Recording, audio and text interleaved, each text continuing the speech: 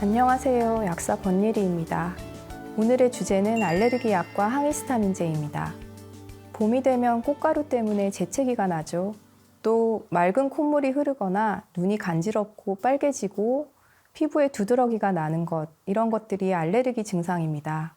이런 알레르기의 원인은 사람마다 달라서 어떤 사람은 땅콩이나 우유 같은 음식에, 어떤 사람은 동물의 털에 알레르기 반응을 보일 수 있습니다. 그리고 앞에서 언급했듯이 이부프로펜이나 아목시실린 같은 약을 먹고서 알레르기 반응을 보일 수도 있습니다. 알레르기 반응을 줄여주는 약에 대해서 이해하려면 먼저 히스타민이라는 물질을 살펴봐야 합니다. 이 히스타민은 우리 몸에서 자연적으로 분비되는 물질이고 20가지도 넘는 일을 합니다.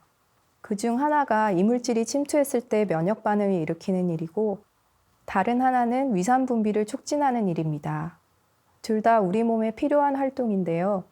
면역 반응이든 위산 분비든 필요한 만큼 일어나고 적당한 선에서 멈춰야 하는데, 이게 조절이 되지 않아서 면역 반응이 과도하게 일어나거나 위산이 지나치게 많이 분비되면 오히려 병이 됩니다. 몸속에 평소에 안 들어오던 낯선 물질이 들어오면 우리 몸은 스스로 방어하기 위해서 히스타민을 분비하고, 이 히스타민이 면역 반응을 일으킵니다. 면역 반응은 우리 몸을 보호해주는 꼭 필요한 작용입니다. 그런데 이 물질이 없는데도 면역 반응이 과도하게 일어날 때도 있고, 그다지 해롭지 않은 어떤 물질 때문에 지나친 면역 반응이 일어나기도 합니다. 그런 상태를 알레르기라고 부릅니다.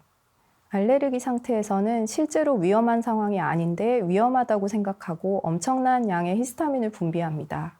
이럴 때 히스타민이 하는 일을 막으면 불편한 증상을 없앨 수 있겠죠. 히스타민을 억제하는 약이 바로 항히스타민제입니다. 이런 일을 하는 항히스타민제에는 여러 가지가 있습니다. 표에 적힌 건 대표적인 성분이고 이것보다 더 많이 있습니다. 보시면 1세대, 2세대, 3세대로 나뉘어 있죠. 1세대는 1940년대부터 개발되었고 알레르기 증상을 가라앉히는 데 매우 효과적입니다. 하지만 졸음이 심하게 쏟아지는 부작용이 있습니다. 약을 먹고서 운전하다가 졸거나 공장에서 날카로운 기계를 다루다가 정신을 잃으면 정말 큰일 나는 수가 있죠. 이 졸린다는 부작용만 빼면 상당히 안전하고 약효도 좋기 때문에 과학자들은 졸리지 않은 항히스타민제를 찾으려고 백방으로 노력하게 됩니다. 이렇게 해서 1980년대부터 2세대 항히스타민제가 나왔습니다. 3세대는 2세대보다 개선된 약이라는 주장도 있고 그렇지 않다는 주장도 있습니다. 표에 구분은 해놓았지만 기본적으로 2세대와 비슷하다고 생각하면 되겠습니다. 항히스타민제를 먹으면 왜 졸린 걸까요? 히스타민이 뇌로 가면 잠을 깨는 각성작용을 합니다.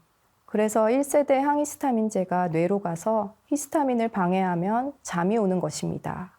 사실 뇌는 몸 전체에 필요한 의사결정을 하는 아주 중요한 기관이어서 어떤 물질이 혈관에서 뇌로 들어가려면 물질들을 선별해서 받아들이는 막을 통과하게 되어 있습니다. 이 막을 뇌혈관 장벽이라고 부릅니다. 1세대 항히스타민제는 뇌혈관 장벽을 잘 통과하기 때문에 졸음을 유발하고 진정작용을 합니다. 반면에 2세대, 3세대 항히스타민제는 뇌혈관 장벽을 통과하지 않거나 아주 적은 양만 통과해서 1세대보다 진정작용이 훨씬 덜합니다. 일반적으로는 그러한데 이게 개인차가 커서 어떤 사람은 2세대 항히스타민제를 복용해도 많이 졸릴 수 있습니다. 그렇기 때문에 복용했을 때 졸린 약이 있다면 그 성분이 무엇인지 기억해 두시기 바랍니다. 1세대와 2세대의 차이점이 하나 더 있습니다. 1세대 항히스타민제는 약의 효과가 지속하는 시간이 짧아서 자주 복용해야 하고 약효는 짧지만 졸음 부작용은 오래갑니다. 2세대 항히스타민제는 약효의 지속 시간이 길어서 하루에 한 번이나 두 번만 복용하면 됩니다. 그러면 여러 항히스타민제 성분 중에서 광범위한 알레르기를 가라앉히는 데 널리 쓰이는 세티리진의 부작용과 복용법을 살펴보겠습니다. 세티리진은 2세대 항히스타민제여서 졸음 부작용이 일반적으로 덜하지만 드물게 졸리거나 머리가 아프거나 어지러울 수 있습니다. 따라서 복용 초기에는 약에 대한 반응을 확인하는 동안 운전이나 위험한 기계 조작을 피해야 합니다. 다른 부작용으로는 입안이 마르는 현상이 있습니다. 입마름 때문에 불편할 때는 무가당 사탕을 먹거나 껌을 씹으면 도움이 됩니다. 또 위장장애가 나타나서 메스껍거나 배가 아프거나 설사가 날 수도 있습니다. 입마름과 위장장애는 약 복용을 멈추면 사라집니다. 간혹 세트리진에 과민 반응을 보이는 사람도 있습니다. 과민 반응 때문에 피부가 가렵고 얼굴이나 손이 붓고 숨이 차고 심하게 피로하거나 맥박이 빨라지고 발작이 일어나면 의사나 약사에게 알리도록 합니다. 정해진 용량보다 많이 복용하면 정신이 혼미해지거나 피로하고 어지럽고 두통이 생길 수 있습니다. 4강에서 말씀드린 것처럼 알레르기성 비염 증상과 코감기 증상이 비슷하기 때문에 항히스타민제는 코감기약과 중압감기약에도 들어가는데요. 알레르기 약을 복용하면서 무심코 종합감기약을 먹으면 항히스타민제를 과다 복용할 수 있습니다. 이름이 달라도 항히스타민제끼리는 하는 일도 같고 부작용도 같으니까 2가지 이상의 항히스타민제 성분을 중복으로 복용하지 않도록 주의해야 합니다. 세트리진은 하루에 한 번 10mg을 복용합니다. 식사와 관계없이 날마다 일정한 시각에 먹으면 됩니다. 졸릴 수도 있기 때문에 일반적으로 자기 전에 드시라고 말씀드립니다. 술을 마시면 진정작용이 심해질 수 있기 때문에 세트리진을 복용하는 동안에는 술을 마시지 말아야 합니다. 또 일부 항우울제, 일부 항바이러스제 등 몇몇 약물과 상호작용을 일으키기 때문에 함께 복용하지 않도록 주의해야 합니다. 세트리진 정제는 6세 이상부터 복용할 수 있고 2세 이상 6세 미만의 소아는 시럽제를 복용합니다. 2세 미만에게는 세트리진을 주지 않습니다. 세트리진을 복용하고서 부작용이 심해서 힘든 경우에는 한 번에 먹는 용량을 반으로 줄여서 2번에 나누어 복용하는 방법이 있습니다. 하루에 2번 아침과 저녁에 5mg씩 복용하는 것입니다. 아니면 항히스타민제에는 워낙 여러 가지가 있고 사람에 따라 어떤 약은 잘 안 맞지만 어떤 약은 효과가 좋으면서 부작용이 덜할 수 있기 때문에 의사, 약사의 도움을 받아서 여러 가지를 복용해 보면서 본인에게 잘 맞는 약물을 찾을 수도 있습니다. 세트리진 앞에 레보가 붙은 레보세트리진이라는 성분도 있습니다. 앞에서 보여드린 항히스타민제 분류표에서 3세대 항히스타민제로 분류되는데요. 사실 세트리진은 레보세트리진과 덱스트로세트리진의 혼합물입니다. 이 두 물질은 분자 구조가 거의 같고 입체 구조에서 딱 한 군데가 다릅니다. 이 차이점 하나 때문에 레보세트리진은 약효가 있고 덱스트로세트리진은 약효가 없습니다. 그러니까 레보세트리진은 세트리진에서 약효가 있는 물질만 분리한 것입니다. 우리나라에서 세트리진은 일반 의약품으로 약국에서 처방 없이 살 수 있고 레보세트리진은 전문 의약품으로 처방을 받아야만 복용할 수 있습니다. 레보세트리진은 식사에 관계없이 하루에 한 번 5mg을 복용합니다. 사실상 같은 물질이기 때문에 부작용과 주의점은 세트리진과 매우 비슷합니다.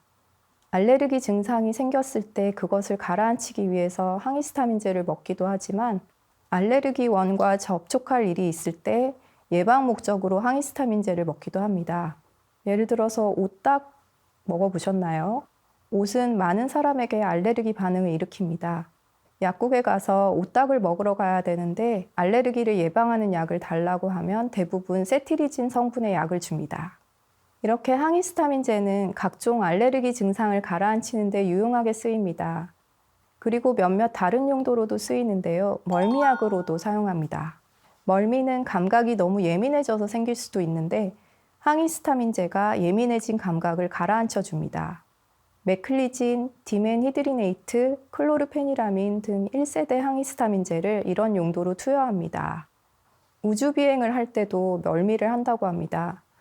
우주의 무중력 상태에서 균형 감각을 잃거나 어지럽고 메스꺼운 멀미 증상을 보일 수 있습니다. 우주복을 입은 상태에서 구토를 하면 토사물을 치우기도 곤란하고 목숨까지 위험해질 수도 있기 때문에 보통 항히스타민제 성분의 패치를 붙이고 훈련이나 비행을 시작한다고 합니다.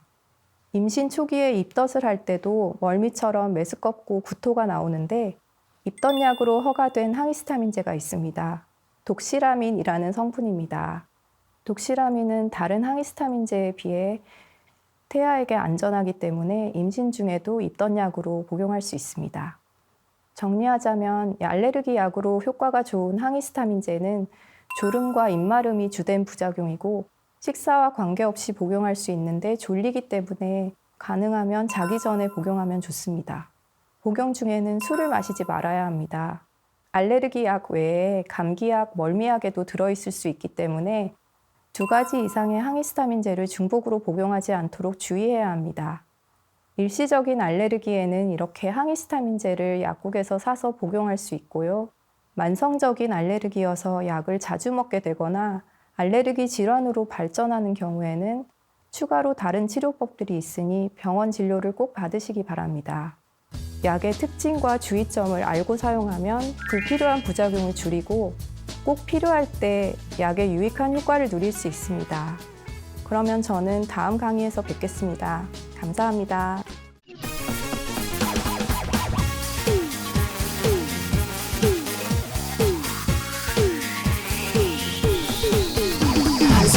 Go!